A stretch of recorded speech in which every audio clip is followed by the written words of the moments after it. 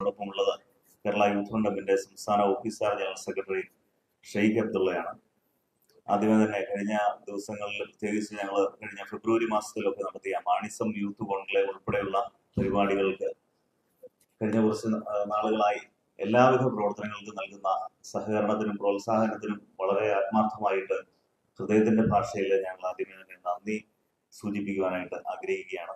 അതോടൊപ്പം ഇന്ന് ഞങ്ങൾ ഈ ഒരു പത്രസമ്മേളനം വിളിച്ചിരിക്കുക കേരള യൂത്ത് ഫ്രണ്ട് സംസ്ഥാന കമ്മിറ്റിയുടെ നേതൃത്വത്തിൽ കടലവകാശം കടലിന്റെ മക്കൾക്ക് എന്ന ഒരു വിഷയത്തിൽ കേന്ദ്ര ഗവൺമെന്റ് നിയമനിർമ്മാണം നടത്തണം എന്ന ആവശ്യം കേരള കോൺഗ്രസ് പാർട്ടിയുടെ ചെയർമാൻ ബഹുമാനപ്പെട്ട ജോസ് കെ മാണി കുറെ നാളുകളായി പാർലമെന്റിലും പാർലമെന്റിന് പുറത്തുമൊക്കെയും ഉന്നയിക്കുകയും ആ വിഷയം സമൂഹത്തിന്റെ ആകെ ശ്രദ്ധ പിടിച്ചു പറ്റുകയും ഒക്കെ ചെയ്യുന്ന വിധത്തിലേക്ക് മാറുന്നുണ്ട് എങ്കിൽ പോലും, പ്രത്യേകിച്ച് ഇപ്പോൾ ബ്ലൂ എക്കോണമി പോലുള്ള വിഷയങ്ങൾ വന്നതോടുകൂടി കടലിലെ മണൽ പൂർണ്ണമായും ഖനനം ചെയ്ത് മാറ്റപ്പെടുന്നത് ഉൾപ്പെടെയുള്ള വലിയ വിഷയങ്ങൾ തീരദേശത്തെ ജനങ്ങൾ പൂർണ്ണമായും അനുഭവിക്കുകയും അവർ വലിയ ദുരിതത്തിലേക്ക് മാറുകയും ചെയ്യുന്ന ഒരു സാഹചര്യത്തിലേക്ക് മാറിക്കൊണ്ടിരിക്കുകയാണ്. പ്രത്യേകിച്ച് അവരുടെ ഓരോ ജീവനോപാധികളെ പോലും ബാധിക്കുന്ന വിഷയത്തിലുള്ള വലിയ വിഷയങ്ങൾ. ഈ വിഷയത്തെക്കുറിച്ച് കേരള കോൺഗ്രസ് പാർട്ടിയോടൊപ്പം കേരള യൂത്ത് ഫ്രണ്ട് പഠനങ്ങൾ നടത്തിയപ്പോൾ, പ്രത്യേകിച്ച് തീരദേശ മേഖലയിലെ ഏറ്റവും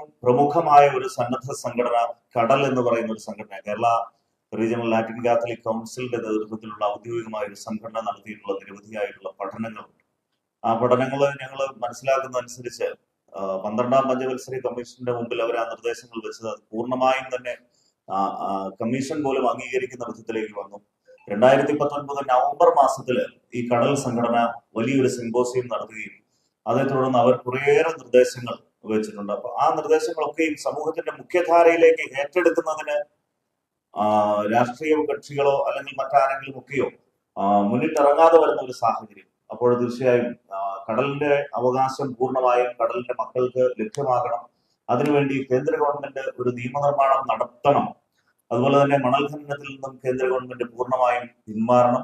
അതോടൊപ്പം ഈ കടൽ സംഘടന മുന്നോട്ട് വെച്ചിട്ടുള്ള ഏതാണ്ട് 180-ൽ പരം വരുന്ന നിർദ്ദേശങ്ങളുണ്ട്. അത് ഉദാഹരണമായി പറഞ്ഞാൽ, അവരുടെ ഒരു മത്സ്യത്തൊഴിലാളി മരണപ്പെട്ടു കഴിഞ്ഞാൽ അവരുടെ നഷ്ടപരിഹാരം ലഭിക്കുന്നത് വിതിൻ 7 days 7 ദിവസത്തിനുള്ളിൽ അത് ലഭ്യമാകണമെന്ന് തുടങ്ങി അവിടുത്തെ കടലിന്റെ പരിസ്ഥിതിയെ ബാധിക്കുന്നത് ഉൾപ്പെടെ നിരവധിയായ വിഷയങ്ങളെ പ്രതിപാദിക്കുന്നു. അപ്പോൾ ഈ 3 വിഷയങ്ങൾ ഉന്നയിച്ചുകൊണ്ടാണ് കേരള യൂത്ത് ഫ്രണ്ട് സംസ്ഥാന കമ്മിറ്റി വരുന്ന മെയ് 1-ാം തീയതി കാസർഗോഡ് നിന്ന് ഒരു തീരദേശ സംരക്ഷണ യാത്ര എന്ന പേരിൽ ഞങ്ങൾ യാത്ര ആരംഭിക്കുകയാണ്. കേരള കോൺഗ്രസ് പാർട്ടിയുടെ ചെയർമാൻ ബഹുമാനായ ജോസ് കെ മാണി MP കാസർഗോഡ് നിന്ന് ഈ യാത്ര ഉദ്ഘാടനം ചെയ്യും. തുടർന്ന് തീരദേശ ജില്ലകളിലായിട്ടുള്ള കേരളത്തിലെ 9 തീരദേശ ജില്ലകളിലൂടെയാണ് ഈ യാത്ര കടന്നു വരിക. കാസർഗോഡ് നിന്നും കണ്ണൂര്, കോഴിക്കോട്, അവിടെ നിന്ന് മലപ്പുറം, അവിടെ നിന്ന് നേരെ തൃശ്ശൂർ, എറണാകുളം, ആലപ്പുഴ, അതുപോലെ തന്നെ കൊല്ലത്ത് വന്ന് തിരുവനന്തപുരത്ത് പ്രധാനപ്പെട്ട കേന്ദ്രങ്ങളെല്ലാം സന്ദർശിച്ച് അല്ലെങ്കിൽ ഈ വിഷയങ്ങൾ ഒക്കെ കടന്നുപോയി വിഴിഞ്ഞത്താണ് ഈ യാത്ര സമാപിക്കുക. അവിടെയും പാർട്ടിയുടെ ബഹുമാനായ ചെയർമാൻ ജോസ് കെ മാണിയും മറ്റ് MLA ഉൾപ്പെടെ എല്ലാവരും അവിടെയും എത്തിച്ചേരും. ഈ വരുന്ന 1-ാം തീയതി കാസർഗോഡ് നിന്ന് യാത്രയ്ക്ക് പ്രത്യേകിച്ച് ഈ വിഷയവുമായി ബന്ധപ്പെട്ട് നിൽക്കുന്ന മാധ്യമങ്ങൾ, പ്രത്യേകിച്ച് ഞങ്ങളെ സംബന്ധിച്ചിടത്തോളം ഇന്ന് കോട്ടയത്ത് ഇത്തരത്തിലൊരു സമ്മേളനം നടത്തുമ്പോൾ കേരള കോൺഗ്രസ് പാർട്ടി ഒരല്പം വ്യത്യസ്തമായ പാതയിലൂടെ മുന്നോട്ട് പോകുമ്പോൾ മാധ്യമങ്ങളുടെ എല്ലാം ആത്മാർത്ഥമായ ഒരു സഹകരണം അഭ്യർത്ഥിക്കുന്നതിന് വേണ്ടിയിട്ടാണ് ഞങ്ങൾ ഈ ഒരു യാത്രയുടെ വിശദാംശങ്ങൾ ഞങ്ങൾ ഇവിടെ സൂചിപ്പിച്ചത്. ഏതാണ്ട് 50 നിയോജക മണ്ഡലങ്ങളിലൂടെ 51 നിയോജക മണ്ഡലങ്ങളിലൂടെ ഈ യാത്ര കടന്നു വരുന്നുണ്ട്. തീരദേശത്തെ മാത്രം ഉൾപ്പെടുത്തിക്കൊണ്ട് ഞങ്ങൾക്ക് തോന്നുക കേരള രാഷ്ട്രീയത്തിൽ തന്നെ ഇദംപ്രഥമമായി ആദ്യമായി നടക്കുന്ന ഒരു പ്രചരണ ജാഥയായിരിക്കാം, അല്ലെങ്കിൽ ഒരു രാഷ്ട്രീയ യുവജന സംഘടനയുടെ നേതൃത്വത്തിൽ ഉറപ്പായിട്ടും തീരദേശ വിഷയം മാത്രം ഏറ്റെടുത്തുകൊണ്ട് ഈ യാത്രയിൽ അവിടുത്തെ വിഷയങ്ങൾ, അതുപോലെ തന്നെ ഈ യാത്ര കടന്നു വരുന്നത് എല്ലാം തീരദേശത്തെ ചെറിയ മത്സ്യത്തൊഴിലാളി ഗ്രാമങ്ങളിലൂടെയാണ്. ഉദാഹരണം പറഞ്ഞാൽ കാസർഗോഡ് ഈ യാത്ര ഞങ്ങൾ ആരംഭിക്കുക കാസർഗോഡ് ബീച്ചിനടുത്തുള്ള, നമുക്ക് അവിടെ തൊട്ടടുത്ത് തന്നെയുള്ള ഒരു ക്ഷേത്രത്തിന് സമീപത്ത് നിന്ന് എന്ന് പറഞ്ഞു കഴിഞ്ഞാൽ അവിടുത്തെ വളരെ പ്രധാനപ്പെട്ട രീതിയിൽ അവിടെ ആളുകളെല്ലാം ആശ്രയമായിട്ട് അരയ സമുദായത്തിൽപ്പെട്ട ആളുകൾ ഒക്കെയും കൂടുതലായി അധിവസിക്കുന്ന വളരെ സാധാരണക്കാരുടെ ശ്രദ്ധ പിടിച്ചു പറ്റേണ്ടുന്ന ഒരു ഗ്രാമം. അവിടെ നിന്നും ഈ യാത്ര ആരംഭിക്കുന്ന വിധത്തിലാണ് ഞങ്ങൾ ഇത് ക്രമീകരിച്ചിരിക്കുക. സാധാരണ വലിയ ടൗണുകളിൽ നിന്നും അത്തരത്തിലുള്ള, അതുപോലെ തന്നെ ഈ യാത്രയ്ക്ക് മുന്നോടിയായി ഞാൻ മിനിഞ്ഞാന്ന് ഉൾപ്പെടെ അവിടെ വിവിധ പ്രദേശങ്ങളിലൂടെ ചെറിയ ഹൗസ് മീറ്റിങ്ങുകൾ ഉൾപ്പെടെ യൂത്ത് ഫ്രണ്ടിന്റെ വിവിധ പ്രദേശങ്ങൾ വിഴിഞ്ഞത്തൊക്കെ അത് വളരെ വിപുലമായ രീതിയിൽ സംഘടിപ്പിച്ചുകൊണ്ടിരിക്കുകയാണ്. ഈ ഒരു വിഷയത്തിൽ നമുക്കറിയാം കാർഷിക മേഖല നമ്മുടെ ഈ വിഷയങ്ങളിൽ അല്ലെങ്കിൽ ഈ പ്രദേശങ്ങളിലൊക്കെയും വലിയ രീതിയിൽ എല്ലാ രാഷ്ട്രീയ പാർട്ടികളും ഒക്കെയും ഇടപെട്ട്, പ്രത്യേകിച്ച് കേരള കോൺഗ്രസ് പോലുള്ള പ്രസ്ഥാനങ്ങൾ കഴിഞ്ഞ കാലങ്ങളിൽ നടത്തിയിട്ടുള്ള വലിയ മുന്നേറ്റങ്ങൾ, പ്രവർത്തനങ്ങളിലൂടെ ആളുകൾക്ക് വലിയ ബോധ്യങ്ങൾ ലഭിച്ചിട്ടുണ്ട്. ഈ വിഷയത്തിൽ ഇന്ന പ്രതിസന്ധികളുണ്ട്. എന്നാൽ തീരദേശത്തെ സംബന്ധിച്ചുള്ള ഏറ്റവും വലിയ പ്രതിസന്ധി ഞങ്ങൾ മനസ്സിലാക്കുക, അവിടുത്തെ അതിസാധാരണക്കാരായിട്ടുള്ള ആളുകൾക്ക് അവരുടെ ജീവിത ഉപാധിയായിട്ടുള്ള മത്സ്യബന്ധനം പോലും നടത്താൻ പറ്റാത്ത വിധത്തിലേക്ക് അവരുടെ ജീവിത സാഹചര്യങ്ങൾ മുഴുവൻ മാറുകയാണ്. പ്രത്യേകിച്ച് മണൽ ഖനനവുമായി ബന്ധപ്പെടുത്തി വരുന്ന പ്രതിസന്ധികൾ ഉണ്ടാക്കാൻ പോകുന്നത് ആ ഒരു പ്രദേശത്ത് നിന്ന്, പ്രത്യേകിച്ച് നമുക്കറിയാം ആഴക്കടൽ അല്ലെങ്കിൽ ദീർഘദൂര ഒരു നമ്മൾ കടലിലേക്ക് ചെന്നുള്ള മത്സ്യബന്ധനത്തിനുള്ളിൽ സാധാരണ ബോട്ടുകളിൽ പോയുള്ള മത്സ്യബന്ധനത്തിന് ചെല്ലുമ്പോഴേക്കും അവിടെ മത്സ്യങ്ങൾ ഇല്ലാതാകുന്ന വിധത്തിലേക്ക് ഈ മണൽ ഖനനത്തിലൂടെ അത്തരത്തിലുള്ള പ്രതിസന്ധികളൊക്കെയും ഉണ്ടാകുന്നു.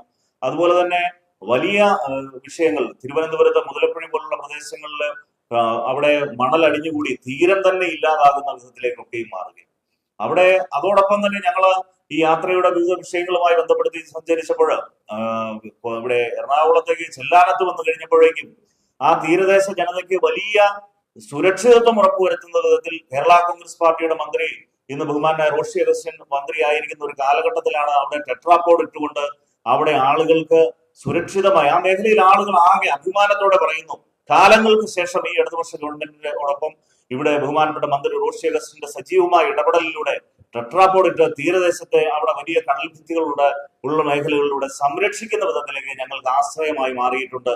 നിങ്ങളുടെ യാത്ര പ്രതീക്ഷയാണ് എന്ന് ഞങ്ങളോട് സൂചിപ്പിച്ച ചില സാഹചര്യങ്ങളുണ്ട്. അപ്പോൾ അത്തരത്തിൽ ഉള്ള വലിയ ഗൗരവമായ ഒരു വിഷയം ഇന്ന് യഥാർത്ഥത്തിൽ കേരള കോൺഗ്രസ് പാർട്ടി, ഞങ്ങൾ പ്രത്യേകിച്ച് അതിന്റെ യുവജന സംഘടന എന്നുള്ള നിലയിൽ ഈ ഒരു വിഷയത്തെ കാണാൻ ആഗ്രഹിക്കുക.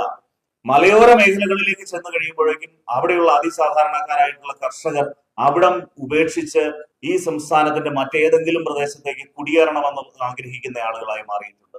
തീരദേശത്തേക്ക് ചെല്ലുമ്പോഴും ഇത് തന്നെയാണ്. ഇന്ന് പുതിയ രീതിയിൽ കഴിഞ്ഞ കാലങ്ങളിൽ നിന്നൊക്കെ വ്യത്യസ്തമായി കഴിഞ്ഞ ഒരു പതിറ്റാണ്ട് കൊണ്ട് പ്രത്യേകിച്ച് കടൽ തീരത്തെ മത്സ്യത്തൊഴിലാളികളുടെ മക്കളൊക്കെയും 10ാം ക്ലാസ്സിന് ശേഷവും ഉപരിപഠനത്തിനായി പോകുന്ന ഒരു സാഹചര്യം, അല്പമെങ്കിലും ഒക്കെ വിദ്യാഭ്യാസവും ചെറിയ ജോലിയും സൗകര്യങ്ങളും ലഭിച്ചിട്ടുള്ള തീരദേശത്തെ അതിസാധാരണക്കാരായ മനുഷ്യർ അവർ ഒന്നടങ്കം പറയുകയാണ് ആ തീരം വിട്ട് മറ്റേതെങ്കിലും പ്രദേശത്തേക്ക് അവർക്കും കുടിയേറണമെന്ന്. എന്ന് പറഞ്ഞു കഴിഞ്ഞാൽ ഇവിടെ വന്ന കേരളത്തിലെ സാധാരണക്കാരായിട്ടുള്ള കർഷകരും മത്സ്യത്തൊഴിലാളികളും ഒരു നാണയത്തിന്റെ രണ്ട് വശങ്ങളായി കാണുവാനായിട്ട് ഇന്ന് കേരള കോൺഗ്രസ് പാർട്ടിയുടെ ചെയർമാൻ ബഹുമാനായ ജോസ് കെ മാണി അത്രമാത്രം വലിയ ദീർഘവീക്ഷണത്തോടുകൂടി പ്രവർത്തിക്കുമ്പോൾ അദ്ദേഹം മുന്നോട്ട് വെച്ച കടലവകാശം കടലിന്റെ മക്കൾക്ക് എന്ന ഒരു വലിയ ആശയം അത് നിയമമായി മാറുന്ന വിധത്തിലേക്ക് വലിയ മാറ്റങ്ങൾ ഉണ്ടാകണം എന്നുള്ള അതൊരു ചർച്ച പൊതുസമൂഹത്തിൽ ഉയർത്തിയെടുക്കുക, അതോടൊപ്പം ഈ തീരത്തെയും കേരളത്തിന്റെ തീരദേശത്തെയും സംരക്ഷിക്കുക എന്നൊരു വിഷയമാണ്. ഈ വിഷയവുമായി ബന്ധപ്പെടുത്തി വരുമ്പോഴേക്കും വഖഫ് പോലുള്ള വിഷയങ്ങളിലൊക്കെയും കാലങ്ങൾ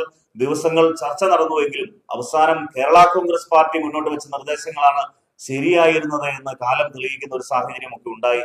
തീർച്ചയായും അത്തരത്തിലുള്ള ഒരു മുന്നേറ്റത്തിലേക്ക് ഞങ്ങൾ പോകുമ്പോൾ എല്ലാവരുടെയും ആത്മാർത്ഥമായ സഹകരണം ഉണ്ടാകണമേ എന്ന് വിനീതമായിട്ട് അഭ്യർത്ഥിക്കുകയാണ്.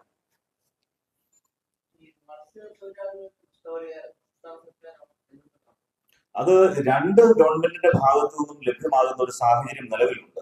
അതുകൊണ്ടാണ് ഞാൻ ഈ കടൽ സംഘടന ആ ഒരു വിഷയത്തിൽ വളരെ കൃത്യമായിട്ട് മുന്നോട്ട് പറയുന്നുണ്ട്. അത് പറഞ്ഞിരിക്കുന്നത് കേന്ദ്ര ഗവൺമെന്റ് വളരെ സബ്സിഡറി ആയിട്ടുള്ള ഒരു നോംസ് എന്ന് പറഞ്ഞു കഴിഞ്ഞാൽ ഏതാണ്ട് 20,000 രൂപ വരെ അടുത്ത് വരുന്ന ഒരു തുക മാത്രമാണ് കേന്ദ്രത്തിൻ്റെതായിട്ട് വരിക. സാധാരണ നമുക്കിവിടെ അറിയാൻ സാധിക്കുന്നത് ലക്ഷക്കണക്കിന് രൂപ അവർക്ക് കിട്ടും എന്നുള്ള ഒരു പ്രതീക്ഷയാണ്. അപ്പോൾ അതിൽ സംസ്ഥാന സർക്കാരാണ് നൽകുന്നതെങ്കിൽ അതിന്റെ നിയമ തടസ്സങ്ങൾ ഈ തീരവുമായി ബന്ധപ്പെടുത്തി വരുന്നിട്ടുള്ള നമ്മൾ പഠനങ്ങൾ നടത്തുമ്പോൾ നമുക്ക് മനസ്സിലാക്കാൻ സാധിക്കുന്നത് കേന്ദ്ര സംസ്ഥാന ഗവൺമെന്റുകൾക്ക് ഇവിടെ നമുക്ക് ജലവിഭവ വകുപ്പ് അതല്ലെങ്കിൽ മറ്റേതെങ്കിലും 1-2 വകുപ്പുകൾ മാത്രമാണെന്നുണ്ടെങ്കിൽ കേന്ദ്രത്തെ സംബന്ധിച്ച് 6 വകുപ്പുകളാണ് ഇതുമായി ബന്ധപ്പെട്ട് നിൽക്കുക, കടലുമായി ബന്ധപ്പെടുത്തി.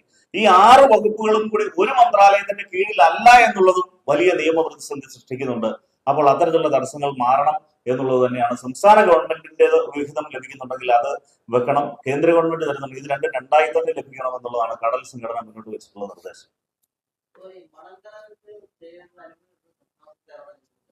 അത് കേന്ദ്ര സർക്കാരാണല്ലോ. കേന്ദ്ര ഗവൺമെന്റ് ബ്ലൂ എക്കോണമി നിയമം വന്നതോടെ തുടർന്ന് ഇവിടെ നമ്മുടെ കൊല്ലത്ത് ശക്തികുളങ്ങരയിൽ അതിന്റെ ടെൻഡർ വെച്ച് അതിന്റെ പ്രവർത്തനം ആരംഭിച്ചു. ഇനി അങ്ങോട്ട് ആലപ്പുഴയിൽ വരുന്നു, പൊന്നാനിയിൽ ഉൾപ്പെടെ അതിന്റെ ടെൻഡറിന്റെ നീക്കങ്ങൾ നടന്നുകൊണ്ടിരിക്കുകയാണ്. അവിടെ പാർലമെന്റിൽ ശക്തമായ പ്രതിഷേധങ്ങൾ അതുമായി ബന്ധപ്പെടുത്തിയൊക്കെ ഉണ്ടായെങ്കിൽ പോലും കേന്ദ്ര സർക്കാർ BJP ഈ ഗവൺമെന്റ് സാധാരണക്കാരായിട്ടുള്ള ജനങ്ങളെ വഞ്ചിക്കുന്ന വിധത്തിലേക്കുള്ള പ്രതിരോധ പ്രവർത്തനങ്ങളുമായിട്ടാണ് പോകുന്നത്.